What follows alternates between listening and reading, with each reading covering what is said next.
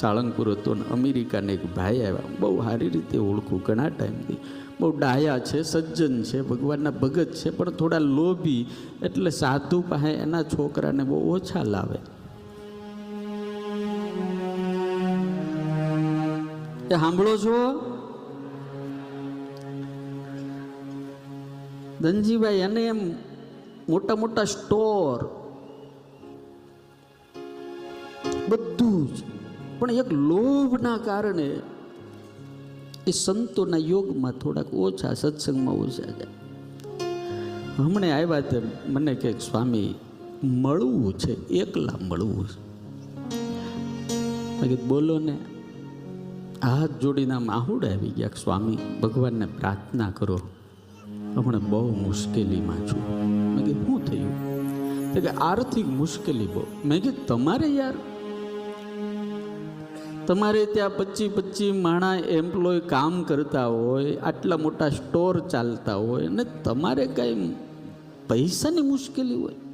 તો કે એ બધું હતું. તો મેં કીધું શું થયું? કે બધું વેચી દેવું પડ્યું. મેં કીધું કારણ કાંઈ? કે સ્વામી મારી એક જ છોકરો છે, અને એ કે છે આ મોબાઈલ આવે ને એમાં ને ઓલું જે ઓલો શેર કેવું કે સ્વામી એટલા પૈસા હારી ગયો, એટલે મારે બધું વેચી દેવું પડ્યું.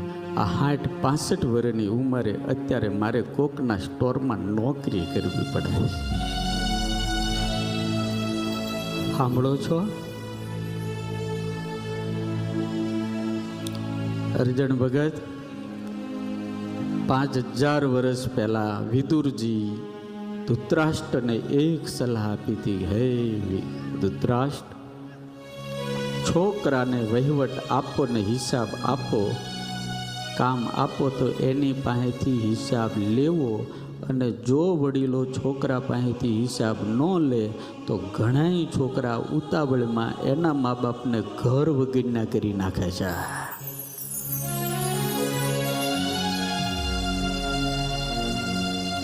મને એક જણાએ લખીને આપ્યું છે, પૂજ્ય જ્ઞાનજીવન સ્વામીએ પણ આ વાત થોડા ટાઈમ પહેલાં કરી હતી.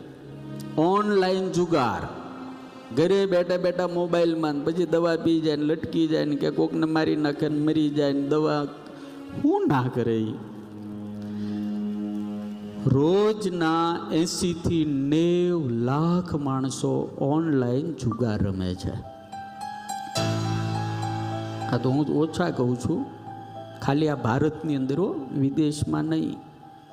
અને કેવી ગેમ છે કે લૂડો નામની ગેમ છે, આધુનિક ચોપાટ. તમે વિચાર કરો કે 90 લાખ માણસો રોજે 100 રૂપિયા ખાલી હારી જાય. રાકેશભાઈ તમે હિસાબી બહુ છો, આમ આંકડો કયો તો કેટલા રૂપિયા થાય? રોજ 100 રૂપિયા 90 લાખ માણસો હારી જાય, ખાલી 100 રૂપિયા. તો ઓલાને ફાયદો કેટલો થાય? ગેમવાળાને કેટલો થાય? કરોડ નો થાય? હા, 90 કરોડ. ઓ મારા બાપ, 90 કરોડ રૂપિયા ગુરુ. સૂરજ ઉગે ને સાંજે હાથમે ને ત્યાં સુધીમાં આ જેને ગેમ બનાવી 90 કરોડ રોજ કમાય. અને એટલા બધા હોશિયાર છે. આમાં એને લખ્યું છે આ 2 થી 3 વર્ષની અંદર 3 કરોડથી 4 કરોડ લોકોએ ઈ ગેમને ડાઉનલોડ કરી, એપને ડાઉનલોડ કરી.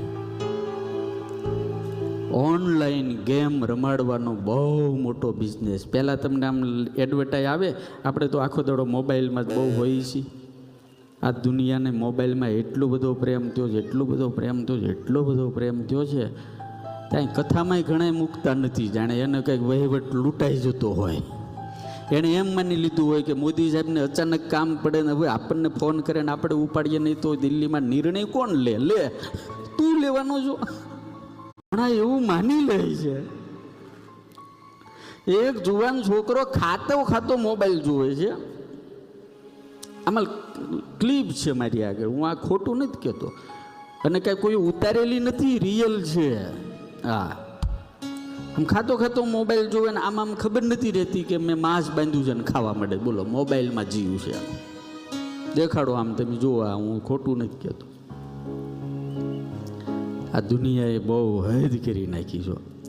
હું ઘણી વખત કહું છું કે ડ્રગ્સના વ્યસન કરતાં પણ ભયંકર ખરાબ વ્યસન હોય તો મારા મા બાપ મોબાઈલ છે ઓછો વાપરજો. દીકરાઓને દીકરીઓને ખાસ મારી વિનંતી છે. આજે છોકરીઓ ભાગી જાય છે ને મોબાઈલમાં ચેટ કરીને ભાગી જાય છે. એટલે દેખા હે નહીં દેખાય, અમને દેખાય જ્યારે આપણે દેખાય. રોજના આ દેશની અંદર લગભગ 1 કરોડ ને 3 લાખ લોકો રોજના આ ગેમને ડાઉનલોડ કરી રહ્યા છે. લો,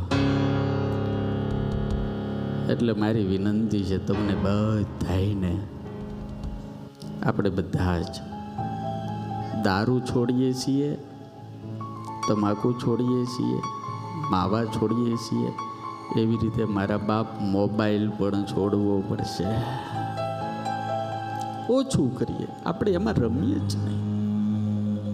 તમે એમ નહીં માનતા કે આજના જુવાનના દીકરા દીકરીઓ હારા હારા ભણેલા ડોક્ટરો રમે, કારણ કે લાલચ જ એવી બતાવે ને એડવર્ટાઈઝ એવી આવે કે અમે આટલા રૂપિયા જીત્યા, આવી રીતે જીત્યા, ગાડી લીધી, ફ્લેટ લીધો, બંગલો લીધો, આવું કર્યું, તેવું કર્યું.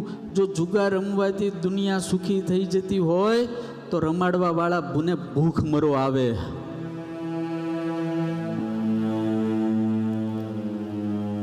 બહુ પૈસાની લાલચ, અતિશય લાલચ માણસને પતન તરફ લઈ જાય છે. ભગવાન જેટલું આપે ઈમાનદારીપૂર્વક આપે અને આપણા હકનું હોય એટલું આપે ને એટલું જ આપણે લેવાય.